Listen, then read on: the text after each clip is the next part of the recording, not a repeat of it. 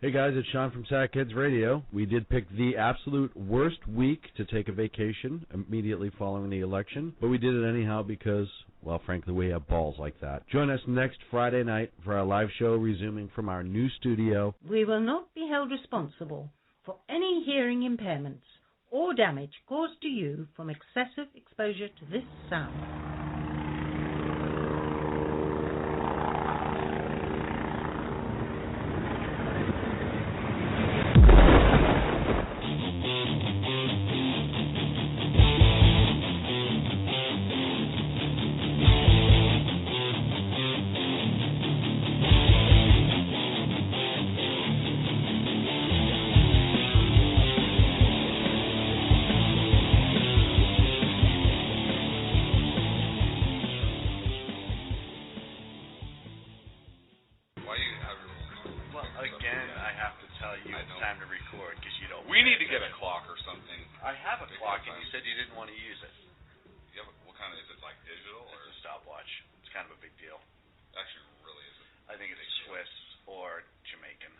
It doesn't matter. Hey, welcome to the batshit crazy rant portion of the show. Today we're going to discuss Tommy Jordan, the North Carolina father who shot his daughter's laptop, how many times? 9 times to prove a point. This was after she went on Facebook on a tirade where she pretty much insulted her parents, friends, family, herself. Good for her.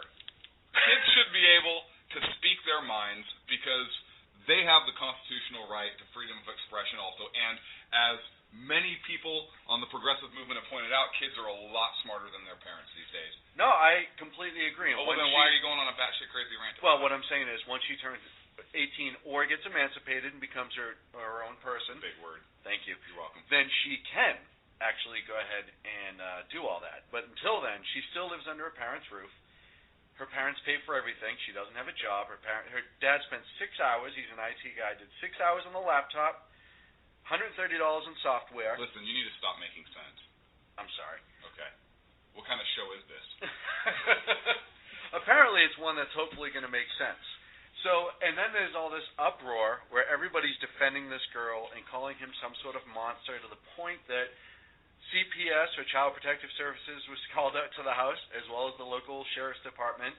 Both of them found that no crime was committed. What are you talking about, no crime was committed? He used 9 rounds of .45 caliber ammunition. Very easily could have been accomplished with 1 round of double-aught buck. True. Clearly, this man is wasteful. Okay? Yeah. The environmentalists are not going to like it because this man is wasting resources. I completely agree with you. He wasted it. Even a .38 would have been effective. Very cheap round. 1 shot would have went right through the hard drive. He could have done it. But he chose to go over the top. Did I? Yeah. I should have said awesome. top drive. Anyhow, he chose to go over the top and did 9 rounds with the .45. I think the guy's great. I think he's actually a parent who cares about his kid, and he doesn't want to raise a little dirtbag kid that's going to be foul-mouthed and not have any respect for herself, her parents, or anything else around it. All these people that are attacking him, and I just don't understand that. He didn't do anything wrong. I'm going to defend those people that are attacking him. Go for it. I can't. They suck. But it's his laptop. He paid for it. He did all the work for it.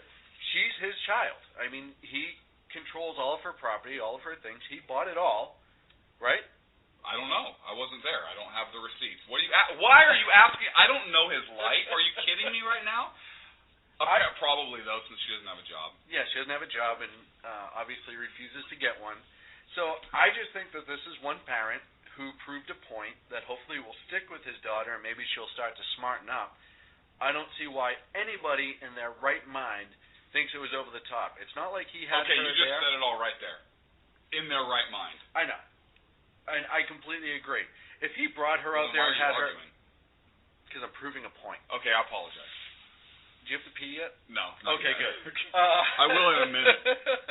Hang on. If he had her out there had her hold the laptop or create an unsafe situation when it happened, that would be different. He was in a field. It's his property. I don't know what the local ordinances are or anything like that. Who cares? Right. Who cares? He apparently did not put anyone else in harm's way. He did nothing but blow up property or shoot property that he owns, which... With a legal firearm. With a legal firearm. I don't see... The only My only thing is that he used a 45, and I think that was total overkill. Listen, I disagree. Okay. I disagree with the overkill. I understand what you're saying. However, I would have used a shotgun, or perhaps, might as well get some practice in, right? I would have put it out maybe 200 yards, set the camera up through a scope, sight it in, account for wind, and just let it rip with a nice 308 round or 300 Win Mag. But I would, or 50 cal is probably legal there. Yeah, it's North Carolina. I think you can have a tank. Or I'd call in an airstrike, which would be awesome. Listen, the only thing I would have done different, and I think would have made it better, for me personally, I would have made my daughter shoot it herself. But do you really want to put the gun in her hand at that point? Oh, yeah, I'm pretty sure that, she would pull the trigger. Here's the thing. I guarantee if he's got firearms around, he's probably taught his kid to use them. I would hope so. Basically, basic gun safety, keeps them locked up. But I think the better punishment, my opinion, would have been if he had her shoot the laptop herself.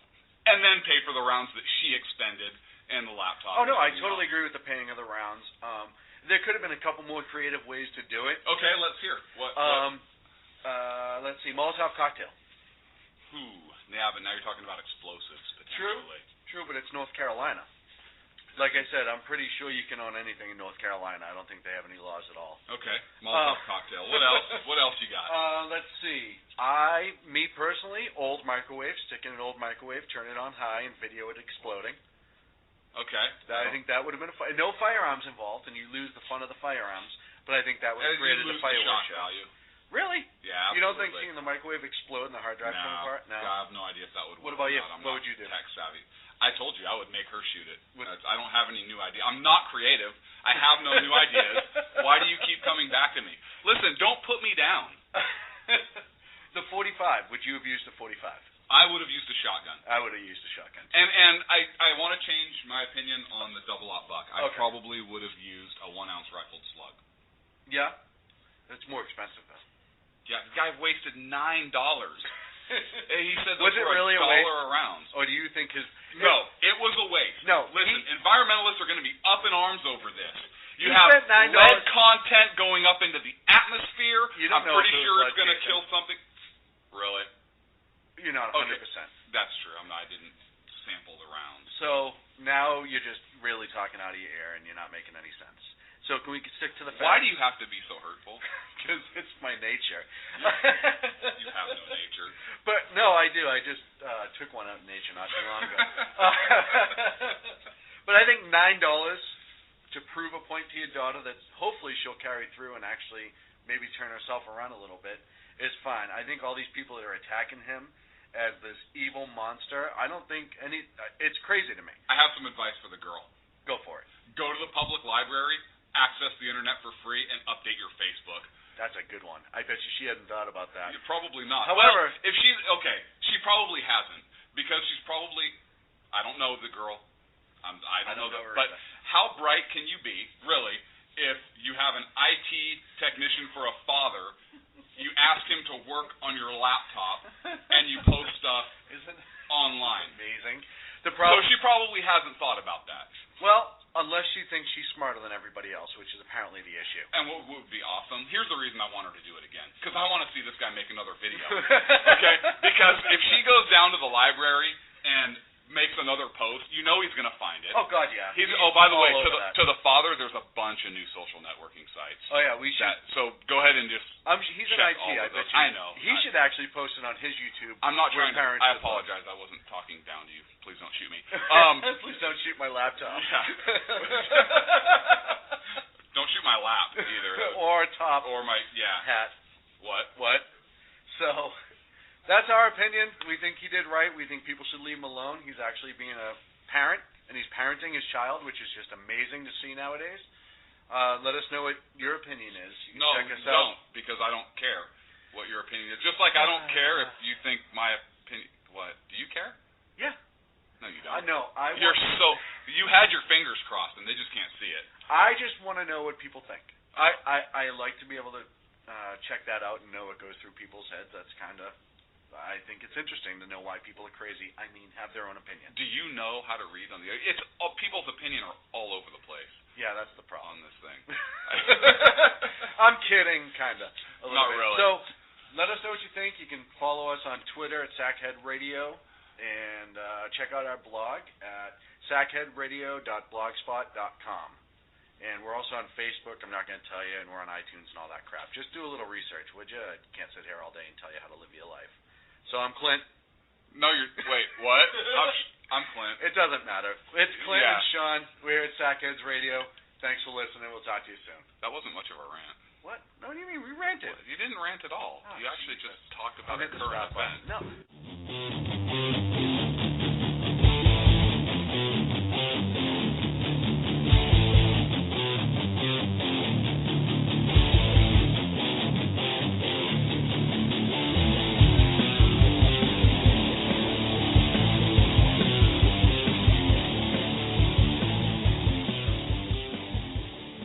How you doing? John Grant here. When I'm not slaving over a hot microphone on the 405radio.com Saturdays at 10 a.m. Eastern, I check out Sean and Clint here at Sackheads Radio. We all appreciate the best political bloggers, writers, and commentators. We either get them on our shows or we make fun of them, as it should be. So check us out live Saturdays at 10 a.m. Eastern or forever on the podcasts on the 405radio.com. Hey folks, this is Sackhead Clint. I want to take this opportunity to thank the men and women of our armed forces, as well as our first responders, law enforcement, firefighters, and emergency medical personnel. Thank you for all you do. Thank you for making this country and our communities a better and safer place. God bless. Hi, this is Sarah Marie Brenner. You know, we often talk on the Brenner Brief about the fact that there really needs to be an organization to help people at the local level who are interested in running for things like school boards, city council, and other local offices. Well, I think I finally have the solution for you, at least for you women out there. It's called Politigal Network, Politigal Network.com. Their website's going to be launching mid-August, but they're already on Twitter at PolitigalUSA. I encourage you to follow them and become a member. Their goal is to be the #1 resource for conservative women. So if you love freedom, liberty, the United States of America, and politics, check out PolitigalNetwork.com or Twitter at PolitigalUSA. Hey guys, it's Sean from Sackheads Radio. I know I've said it before. Check out our friends at ConservativeOutcry.net, but I really mean it. You want interesting and exciting political commentary and analysis? That is the place to get it. Different, always spot on, always truthful, never pulling a punch. ConservativeOutcry.net. Tell Rooster to get Bulldog back on and that Sackheads Radio sent you. And also, coming soon, the Sackheads Radio Forum on ConservativeOutcry.net. Hey guys, it's Sean from Sackheads Radio. I want to talk to you a minute about our friends over at HomefrontHugs.com. They're an amazing organization of volunteers who take their time, effort, and money to take care of our troops overseas as they serve our great nation. HomefrontHugs.com. You can donate, write letters to troops, adopt a troop, you name it, you can do it. Help those wonderful folks who protect our freedoms. Go to HomefrontHugs.com. Tell them Sackheads Radio sent you. Hey, this is Sackhead Clint. I want to take this opportunity to thank our men and women in uniform of the armed forces. Hey, this is Sackhead Clint. I want to take this opportunity to thank our men and women. Hey, this is Sackhead Clint. I want to take this opportunity to thank the men and women of our armed forces, as well as our... God.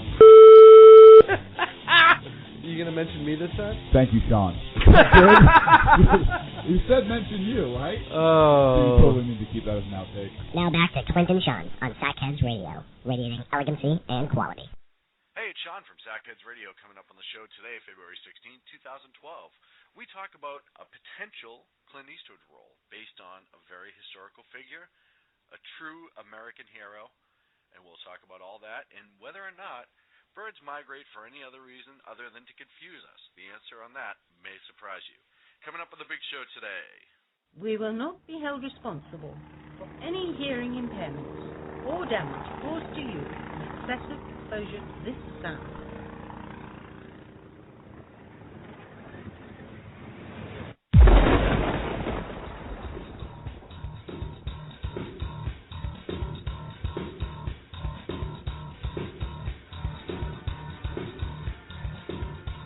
Hey, it's Sean. Hey, it's Clint. How you doing? Hey. Welcome welcome to Sackheads Radio. Apparently, Clint had an idea, and we thought we'd discuss it. So, Well, okay, this idea is brand new.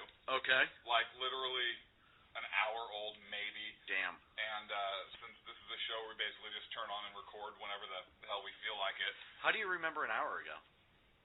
I have a lot of coffee. I'm impressed. Moving Thank on. you. Anyways, I got an idea for a new Clint Eastwood movie. I am listening because that sounds like an awesome idea. Well, yeah, I love It's Clint Eastwood. I am named after him. It's not a big deal. It actually really is a big deal. Kind of is. It means Anyhow. practically I'm. You're I'm practically an already- Eastwood yourself. Yeah, almost. Almost in first name only. Right, because that's how it works. Exactly. I'm a Connery. That's awesome. Hey, it's the Welcome to the Connery and Eastwood show. So listen. The movie. Tell me Yes. about it. I'm interested. Okay, it was actually about America's original badass. Basically, I'm going to tell you about a guy. Okay. His name was Samuel Whittemore, Okay. and from Revolutionary Times. And this guy, I think when God basically designed and made Chuck Norris, he had this guy in mind. That's deep. Well, I think if you combine like Samuel Whittemore and Clint Eastwood, you'll get Chuck Norris. Okay. This guy was kind of a big deal. So he was like the original Terminator. Yeah. If you look at it that way. Yeah, I would say He'd maybe, still be kick-ass today, but he was that much of a badass originally too. right, or Okay. Predator, either way. However you want to look at it. Yeah, Daisy Duke. I'm just kidding. I have no idea how he looked in shorts. I do. And Pretty damn good. nice. So tell me about this Samuel Whittemore guy. Okay, so Because I think I've heard of him.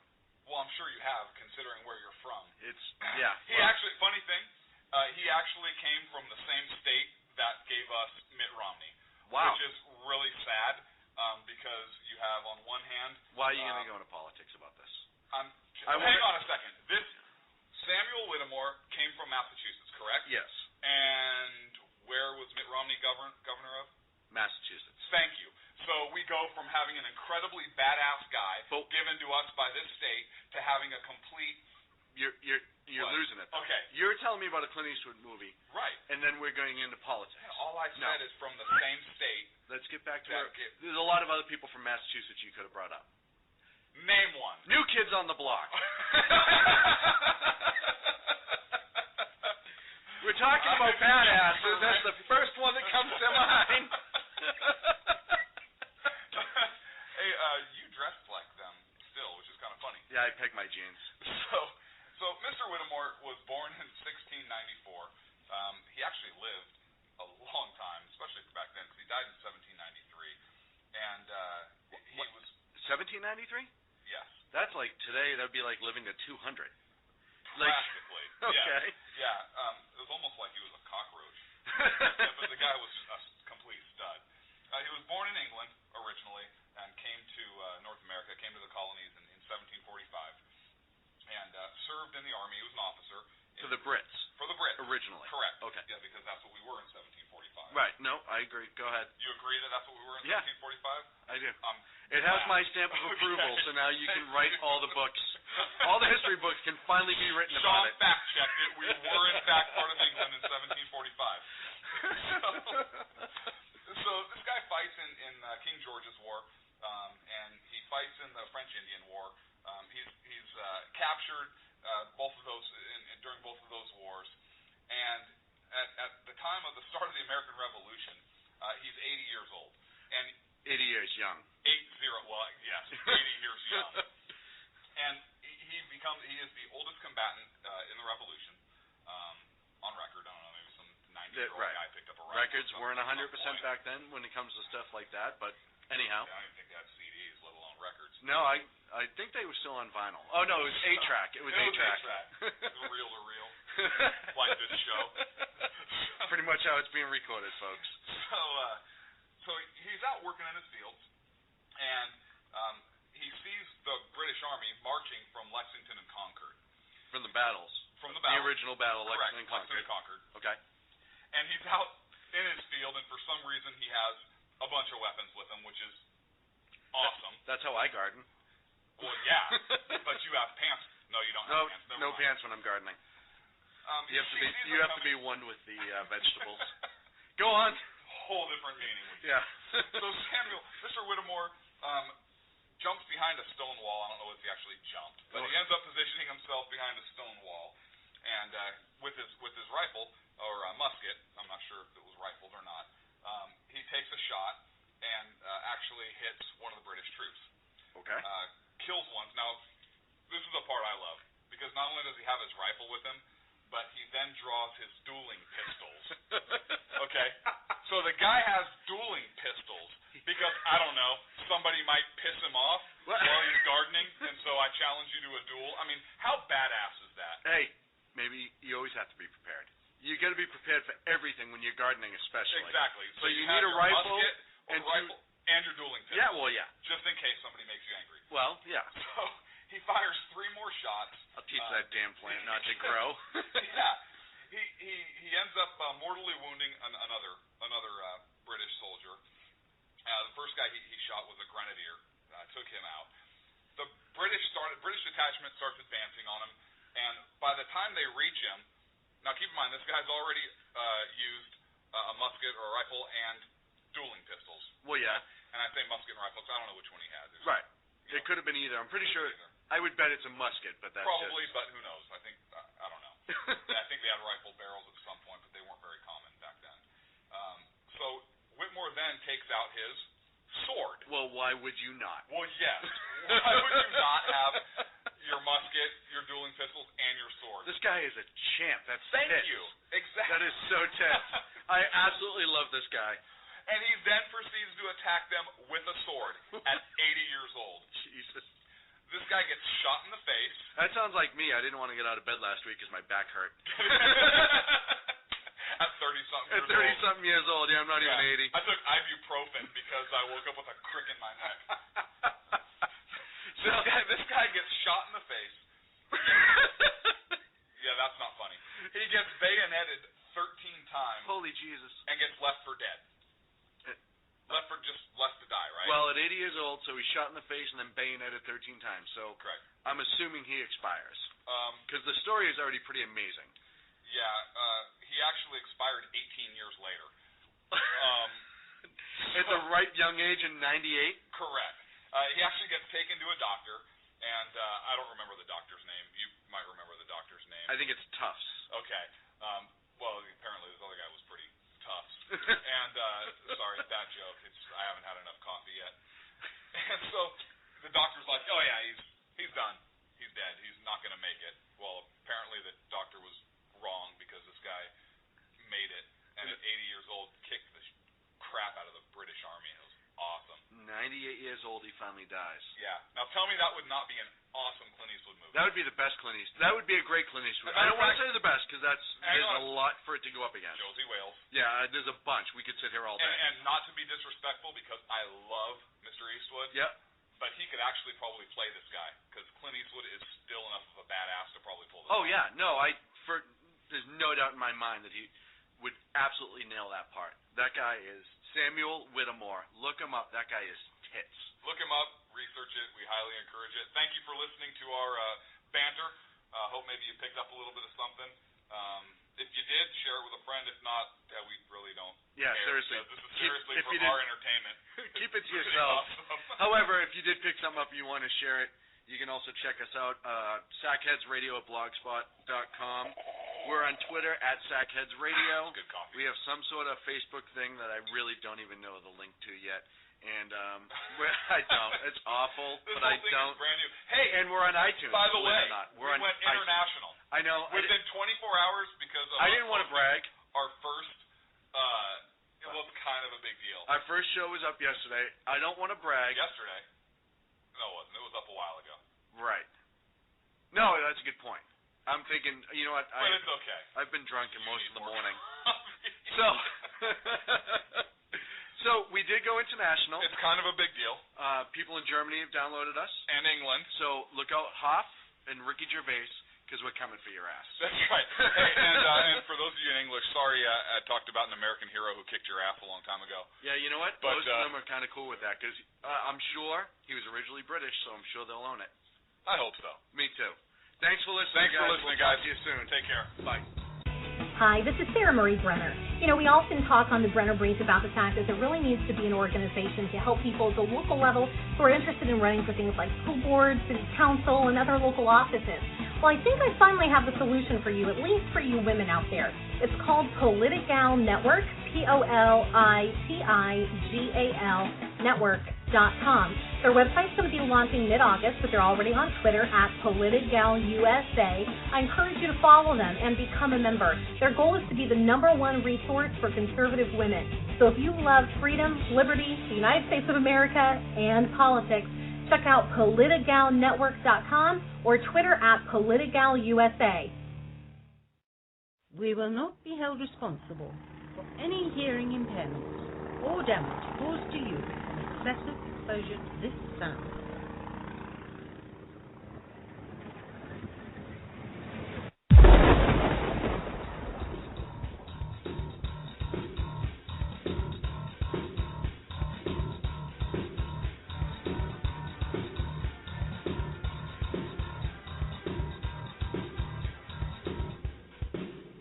Then I was like, wow, really? It shot that far? I had to get a rag, clean it off the wall, and what are you doing? We're recording now. Really? Yeah. I'm talking about my 2-year-old that had projectile vomiting. It hit the wall. I had to clean it up, and you hit the record button. Well, At what point did you hit the record button? Because that could have sounded really horrible. I promise it won't sound bad. It sounded fine. I'll edit out anything that might be bad. Why do you have your fingers crossed? I don't know. I was just itchy. Go on. Wow. You totally did me dirty. So, so anyways, hey, I was doing some research online. Yeah. Good kind? Wait, well, define Private browsing? What's that? I don't know. Go on. No, so I was deleting my history. Right, naturally. No, I don't have to because I have in private browsing. Perfect. You know, I'm a history buff. Huge. And specifically American history, around the time of the founding of our nation. And I'm a huge proponent of going to original source documents. Right, and finding out what they actually said versus getting somebody's opinion on what they said. Exactly. Even when you and I have had conversations, the billions we've had, and I tell my family, friends, hey, go to original source documents if you want to know, hey, what did they say? What did the founders say? What was this law specifically? Read it for yourself. Form your opinion as to what the original document said. Don't take somebody else's for granted. Absolutely. Don't basically fall into either political camp. Don't be a shill for the Democrats or a shill for the Republican, or read it, learn it. Form your opinion and make your decisions based off that. Absolutely. Good. So I was doing some research on some documents in the past, just looking around because for me that's fun. My poor wife. And take the lampshade off your head. Go on. No, I'm gonna leave it on. All right. Actually, it doesn't fit over this paper bag.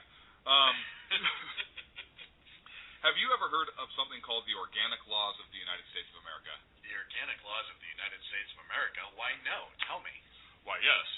The Organic Laws of the United States of America were passed by they were passed by 43rd Congress, which sat from 1873 to 1875. Okay. Because that's all Congress is good for. It's sitting. But they actually raising their hand at that time. Right, because they totally tell the truth and uphold the Constitution like they promised to. Right. But they passed something in the revised statutes of the United States, specifically Volume 18. Okay, so we're talking United States law. Right. They had a section, the Organic Laws of the United States of America.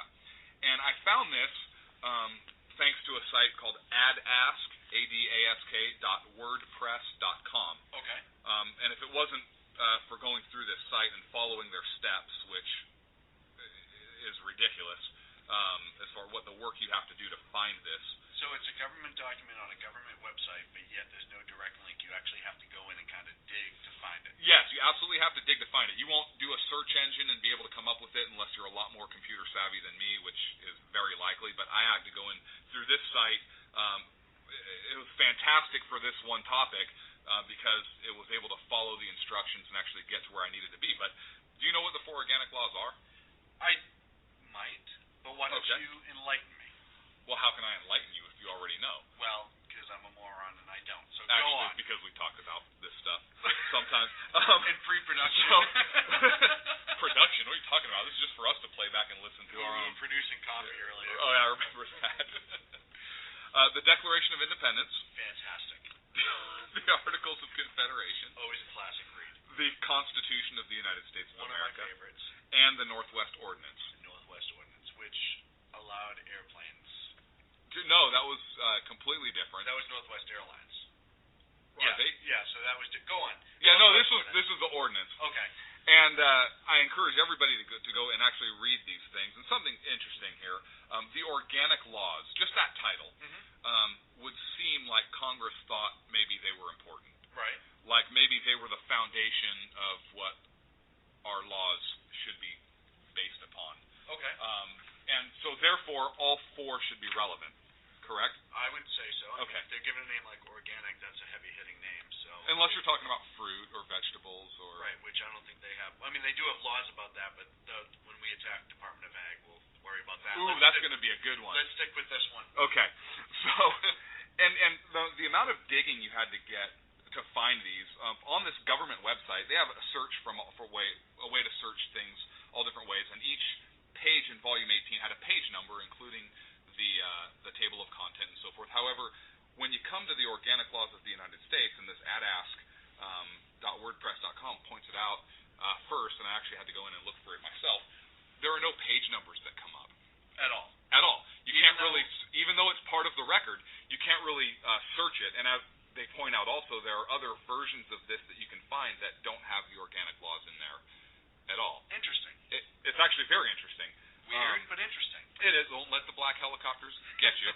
It's almost like people want to make it difficult to find for some reason. Because why would you want people knowing the founding principles of our country? Because that would be bizarre. It would, especially if you want to change the country into a socialist, communist utopia.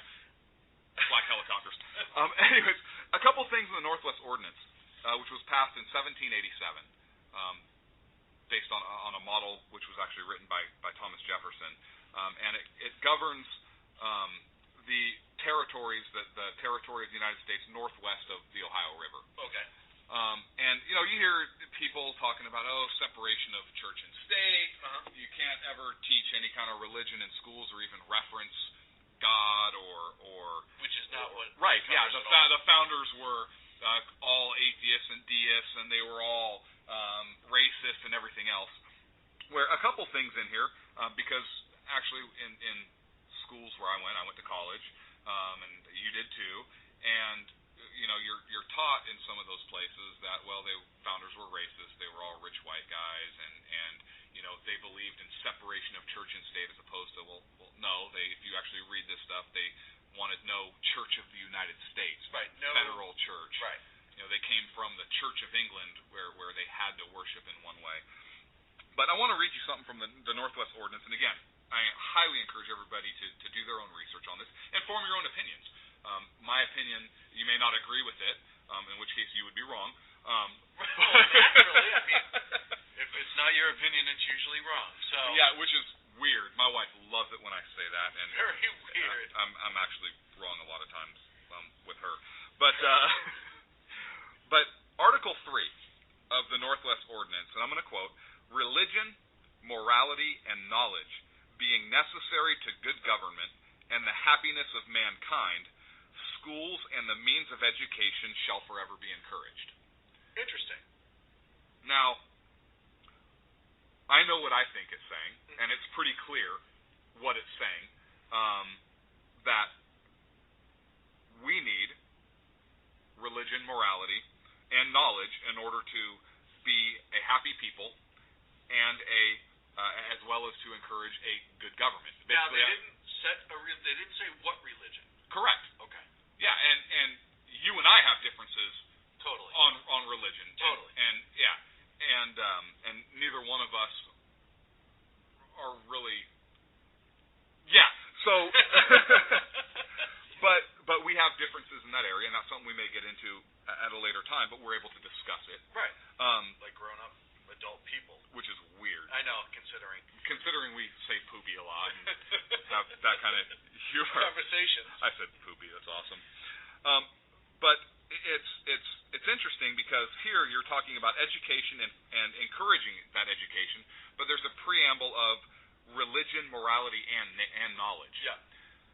So clearly, there's not a separation of church and state, but almost like they go hand in hand, especially when you consider that our rights, as declared in the Declaration of Independence and so forth, and in the founders' writings, our rights come from God, or nature's God, and cannot be taken away. Rights don't get granted from government. Right.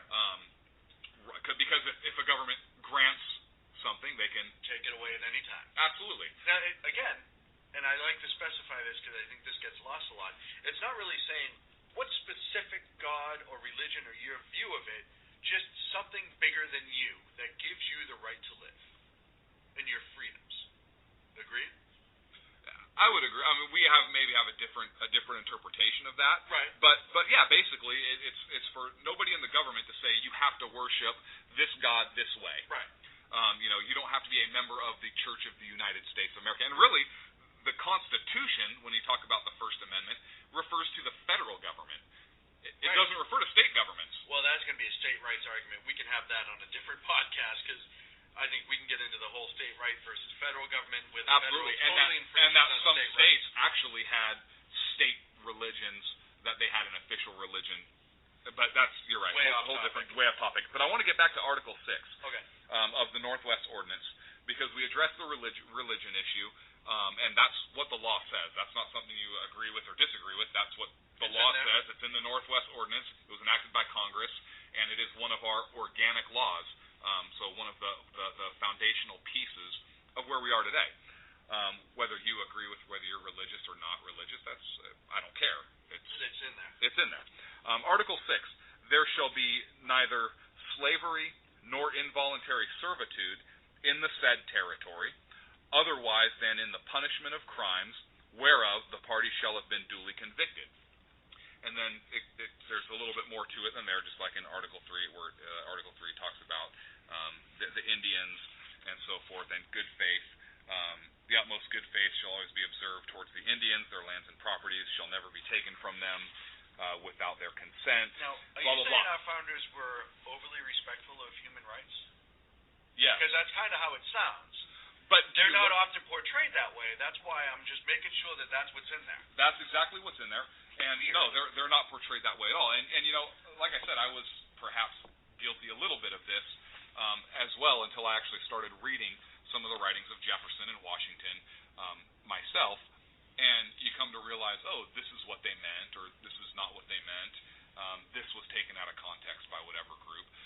But we bring this up today, and I kind of wanted to discuss this with you, something just kind of looked into, because I want to get this out there so that anybody who is insane enough to listen to us can perhaps do their own research, form their own opinions about things, rightfully so, and just be aware that this is out there, because I had no idea that this even existed. Well, and again, too, we live in this great country that you can form your own opinion, you can do your own research, and you should take advantage of that. Net neutrality.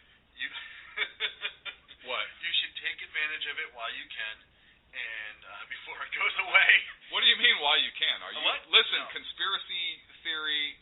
Don't let. I just had a beautiful idea. Oh God. What? We need to have the Sackheads reading list. We can start that in the blog on sackheadradio.blogspot.com. I'll when you're clearing your browser history. Okay. Research blog next time. You need to show me how to do that. Yeah, again. I will. But you have to wipe off your keyboard. So. You need to edit that out. That is so inappropriate. We just discussed religion. You just said your son threw up everywhere. Oh, wow, this is awkward. So, that's it. We'll put the reading list up on the blog. Eventually. It's going to take a little while to compile, perhaps, recommended reading, if you care. You can follow us on Twitter at Sackhead Radio, and the blog will be updated as soon as possible. Thank you for letting me know about the 4 organic documents. You're welcome. Thanks for listening if you decided to listen. If not, again, this is more for our own amusement Than anybody else's. For Clint, this is Sean, Sackhead Radio. Telling you to have a good day. Do your research. Damn it.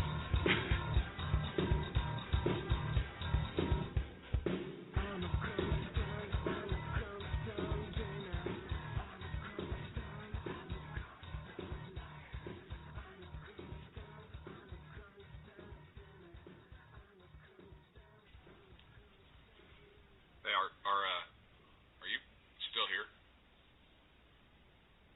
Sean? I need to correct something.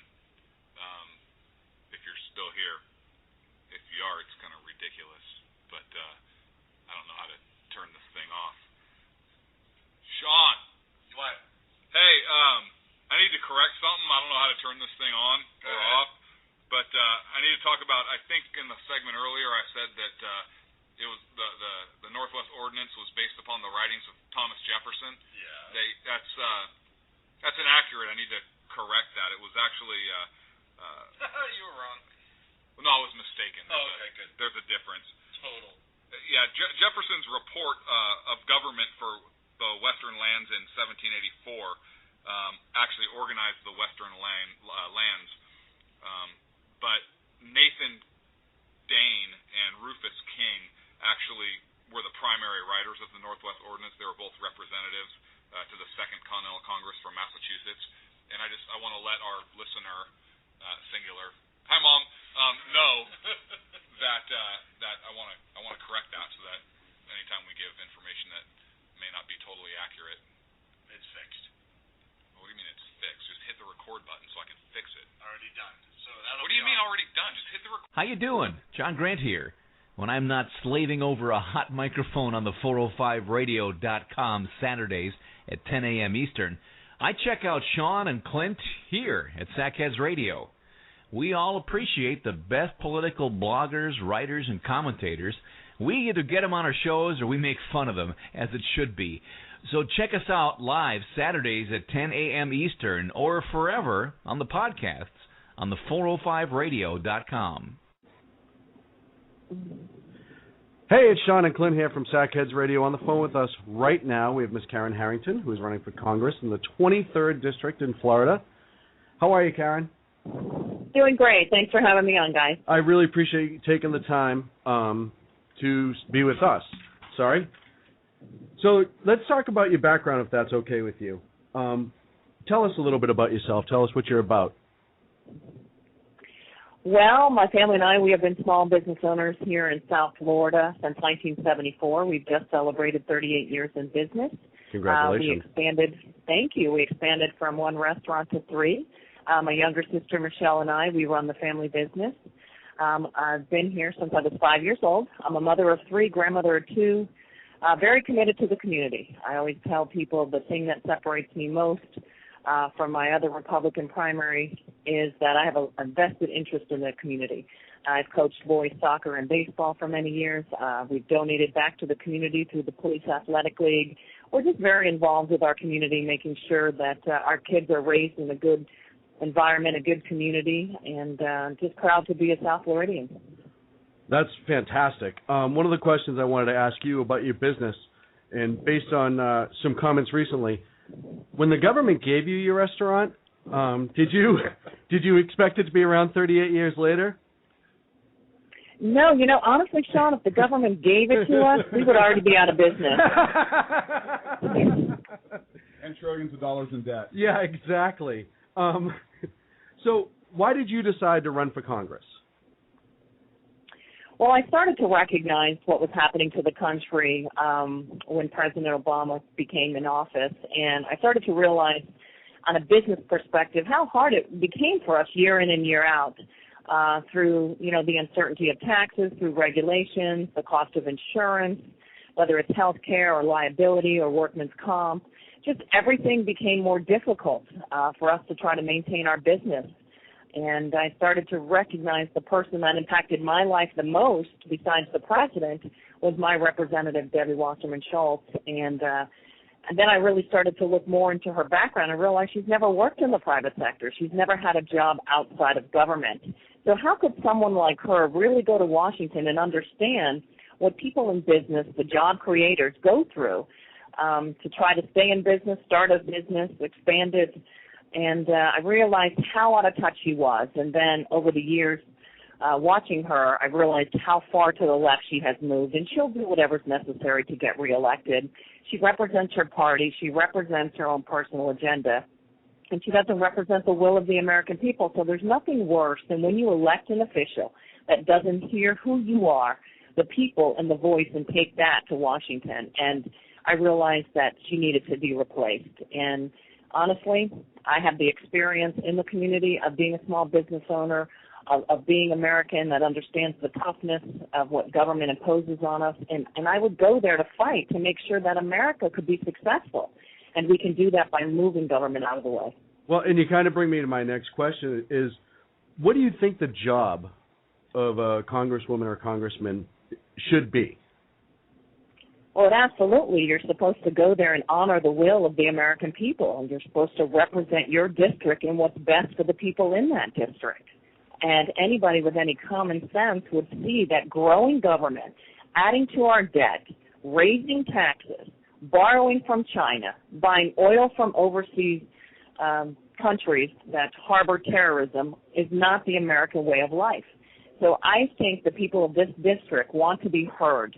And my job is to work for them and go there with the things necessary to make America productive, to make us safe, to make us prosperous, and to keep us free. And she doesn't represent those things. And I want to, as I go door to door and I meet people and talk to them, it's very important that I understand what it is they expect from me. And I want to go there and honor their wishes. And you're not going to always make everybody happy. No, go but ahead. if you can keep the core principles and values of what our nation is about, why we were founded, then we can continue to lead the proper way. And leadership in Washington on both sides of the aisle are broken. And we've got to instill in the American people that we are going to go there as your new leaders and to do the right thing for the country. And Karen, I'm glad, this is Clint, I'm glad you brought up principles and values, because it's something on this show that we talk a lot about, the need to elect principled leaders regardless of party affiliation. And one of the things we'd like to delve into a little bit about getting to know you is what personal characteristics or traits do you possess that will allow you to effectively fulfill the role of Congresswoman if elected? Well, I think the most important thing is you have someone that's been a part of the community a long time. I mean, I'm risking our family name, our reputation, by going to Washington and taking this risk. I mean, I could not possibly come back to this district and live my life and the people that are my customers, the over 100 people that we employ, and go there and do something that I wasn't saying that I stand for.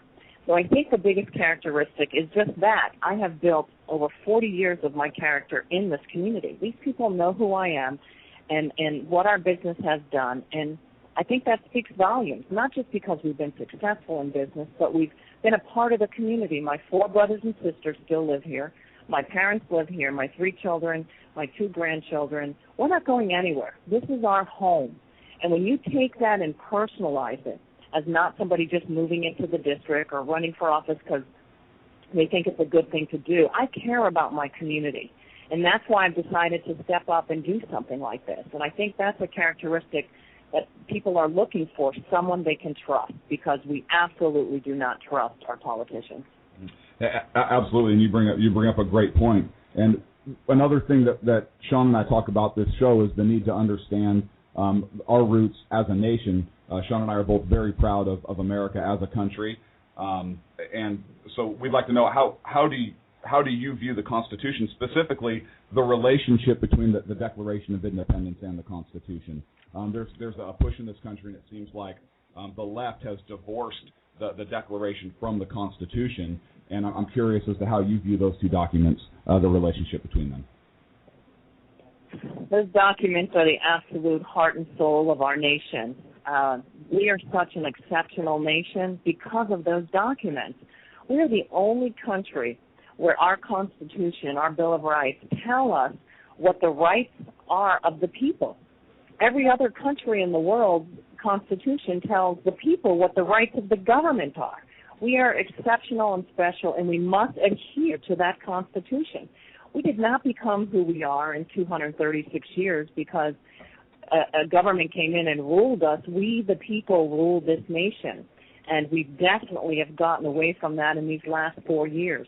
So if we can just adhere to the basic, simple rules of the Constitution and honor those, our nation would be prospering, we'd be more free, we wouldn't be fighting to keep our freedoms, whether it's our gun rights, our religious liberties, and the left wants to take the Constitution and reinterpret it into rules or laws that absolutely don't adhere to those. So if we can get back to those, and I think that leads me to one other point I want to make. I think a lot of people don't realize the importance of this election, not so much to replace Obama, but if he ever has the authority in the next 4 years to appoint 1 or 2 more Supreme Court justices, our Constitution as we know it is done because we will be ruled by the liberal left. You're absolutely correct, and I've discussed this point before where it seems as if there's almost no check on the Supreme Court. They have almost unchecked power because their decision is final, and it takes literally an act of Congress to go back and change the law, but then the Supreme Court can come back and reinterpret it again. So you bring up a great point, and you touched on gun rights, which is a big issue right now in light of everything that's happened in Colorado. The left and the media and so forth has used this almost as a political pawn, I think, as Governor Christie put it, to push an anti-gun agenda. Where do you stand on that? We absolutely, listen, our founders did not make it number 2 because it wasn't that important. It's right after. I'm going to use that sometime. Okay, right after freedom of speech and freedom of religion is our right to protect ourselves. It is a sacred, absolute, important constitutional right that we have as Americans. I'm an NRA member. I have a concealed weapons permit. I own a couple of guns. In fact, ever since that incident out in Colorado, I think I need to buy a couple more. We have to always have that right to defend ourselves, and unfortunately, every state has the right to impose their own laws based on that. So I want to live in Florida. I want to know I can carry a gun. I don't want to live in New York where it's stricter laws, to be able to protect myself. And I will fight endlessly to protect the Second Amendment rights. I have an A rating now by the NRA, and it's just that important. Thinking of that being in that movie theater and 2 or 3 of those gentlemen having been in the military, just to think that they didn't think it was necessary to bring their gun with them to a movie theater. You can never think that you were ever safe anywhere. And if anything, that movie theater should have made us more pro-gun, that we need to protect ourselves at all times. Well, and like everything else, too, is unfortunately people use that as an automatic springboard to support their cause. And I think the biggest thing that's being lost right now is instead of focusing on the victim's family and kind of look into this Holmes character and what driven to do it, blah, blah, blah, blah, blah, everyone wants to make it about the gun. We've said on the show a million times, that's like saying, we should outlaw cars because people die in car accidents. It's not the tool or the implement. And I said last week, the amount of explosives and the sophistication that he had in his home that we're being told about, if guns had never shown up on this earth, if it was never an invention that even happened, he still would have found a way to commit this ridiculously heinous act. Absolutely. And another thing we'd like to touch on, we know our time with you is limited, so we appreciate you giving us this opportunity to speak with you. You touched earlier on fiscal responsibility and the budget. The U.S. right now has, a $16 trillion debt and over $1 trillion budget deficit. Obamacare, these other entitlements are basically going to push us over the edge to economic collapse. We can't sustain it. As a member of Congress, if you're elected, you'll have input over the purse strings of this country. How will you act in order to help turn this country around? Well, I hope in January the first thing I get to do, and I know Congress has done it about 32 times already, is vote to repeal Obamacare, but I believe we will have a president that will finally sign on to that, and we got to get it through the Senate as well. But absolutely, Obamacare is a disaster in so many ways. First, we're lied to. It is a tax, and not only that, there's 21 new taxes in it that will affect all income levels of Americans. So we've got to go in there. We've got to address either a Paul Ryan budget, the Simpson Bowles, perhaps Senator Lee's Saving the American Dream budget, all three of those combined. But the first thing you have to do is something we haven't done for 3 years, and that's pass a budget for the annual year. And if you can't even decide what we can and can't spend in a year, and you're just going to continue to run it up, we haven't stopped the bleeding. So come up with a yearly budget, which right now exceeds over $1 trillion beyond what we take in. So we've got to start right there. And then long-term debt, the driving force behind that is our Medicaid, our Social Security, and our Medicare. So we've got to rein in that kind of spending. And it's a very large task ahead of you. I'm not going to say there's a simple answer, but until you elect fiscal conservatives that understand we cannot continue to give away things to the American people that we don't have and become a nanny state and head down European socialism, we've got to grab a hold of that. And right now we have the Department of Agriculture advertising for food stamps. They're trying to give away more of our hard-earned tax dollars that we put into the government and just continue to give it away so they can get more people on government. So that's why when people say this is the most important election of our lifetime, it is in a fiscal sense, but it's also in a moral sense, because we will lose more people that will depend on government that will never look. A conservative will never be able to win past this election if we don't start to rein it in now. We'll continue to elect liberals like my opponent, Debbie Wasserman Schultz, willing to give away everything to anybody at all costs. It's almost like Cloward and Piven have a hand in this whole thing. Are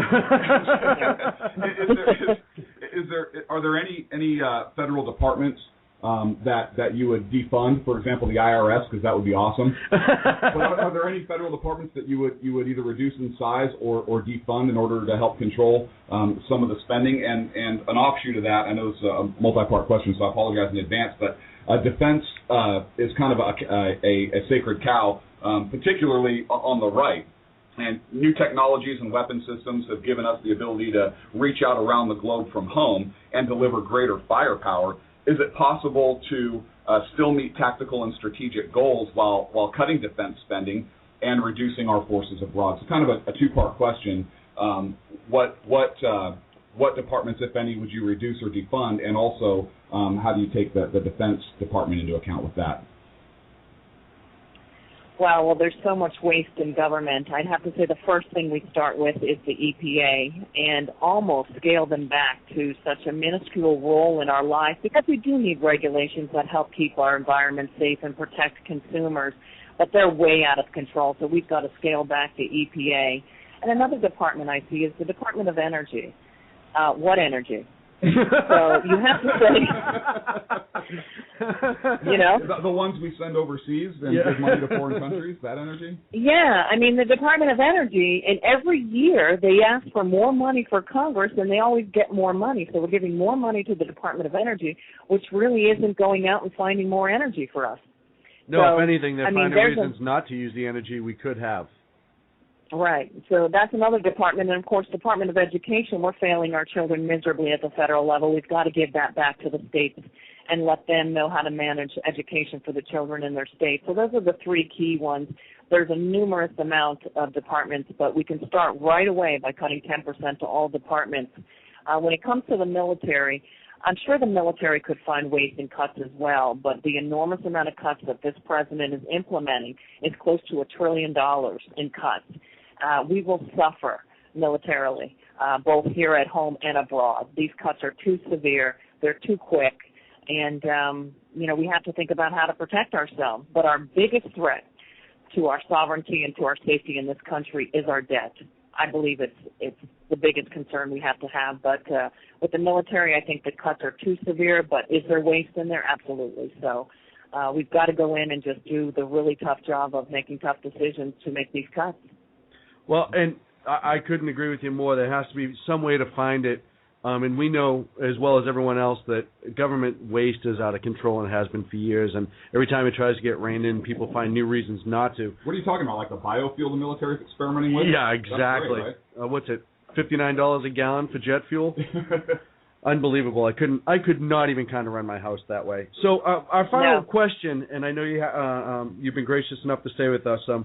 Tell us why the people of the 23rd District, in closing, and we'll give you the final word on this, should vote for you. Well, thank you guys both so much, Clint and Sean, for having me. The people of the 23rd will be very well represented in Washington because they're going to be sending one of their own. They're going to be sending the girl next door that's lived the life they've lived in a community that she's been dedicated to, both through business and in her personal life, someone who will honor the Constitution, who will serve the will of the American people and recognizes what's happened in Washington and how broken it is, someone who has never aspired to be in politics, but just truly feels that she's being called to serve. And I look at it as more than serving. I look as we are in the fight of our lives. And I'm that girl that's going to fight for the American people and what's right for this country. So they can always count on Karen Harrington to represent their values, their principles, and bring that to Washington.